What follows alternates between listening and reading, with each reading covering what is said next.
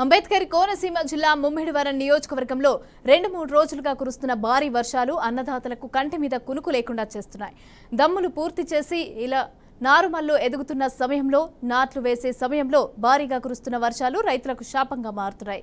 తెల్లవారుజాము నుంచి ఎడతెరిపి లేకుండా కురిసిన భారీ వర్షాల వల్ల నారుమల్లు నీట మునిగాయి. ఇక డ్రైనేజీ వ్యవస్థ కూడా సక్రమంగా లేకపోవడంతో ప్రతి ఏటా ఇదే తంతు కొనసాగుతోందని బాధిత రైతాంగం ఆరోపిస్తున్నారు. అయితే దీనికి తోడు డ్రైనేజీల్లో వలకట్లు కట్టడం మూలంగా నీటి ప్రవాహం కూడా తగ్గుతుందని, తద్వారా ఎక్కడా కూడా నీరు అక్కడే నిలిచిపోతోందని రైతులు ఆరోపిస్తున్నారు. నియోజకవర్గంలో ఉన్న ముమ్మిడివరం, అలాగే కాట్రేని, కోన, ఐపోలవరం మండలాల్లో భారీ వర్షాలు కురుస్తున్నాయి.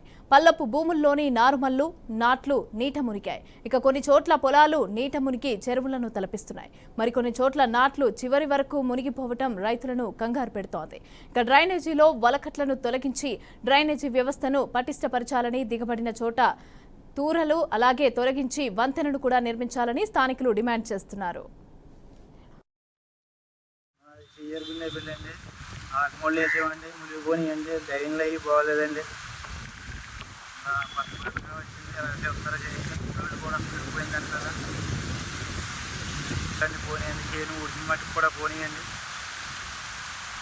మొత్తం పోనీయండి, అప్పుడు చేసి పెట్టామండి మొత్తానికి. మొత్తం పోనీయండి, మొత్తం ఆకుముళ్ళు ఈకుముళ్ళు అన్నీ పోనీయండి. డైనింగ్ కూడా బాగాలేదండి, అసలు కూలీలు కూడా ఎవరు రావట్లేదండి. ఏదండి కొత్త పరిపాలన వచ్చింది కదండి, చూస్తారు లేదండి. కాలువ ఇప్పుడు తగ్గి ఎక్కడ పడితే అక్కడ బాగాలేదండి అసలు. కాలువలో పెరిగిపోయినాయండి, అన్నీ పెరిగిపోయినాయి, ఇంటర్నెట్లు పెరిగిపోయినాయండి, అన్నీ పెరిగిపోయినాయి.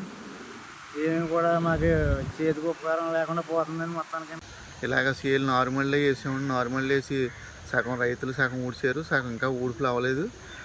ఈ లేట్గా వేయటం వల్ల కాలువ మొన్న మధ్య నీరు వచ్చేది కదండి, కాలువ ఇప్పుడేమో వర్షం వచ్చామో ఉంచేస్తుంది.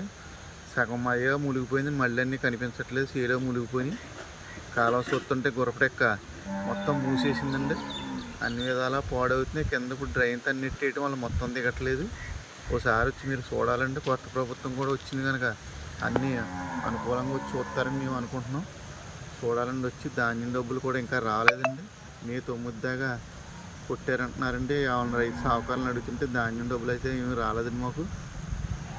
చాలా ఇబ్బందిగా ఉందండి. ఒకసారి వచ్చి బాగా కాలువ ఇవన్నీ చూడాలని మీరు అందరూ అని కోరుతున్నామండి. అన్ని విధాలా కొంచెం చూడండి.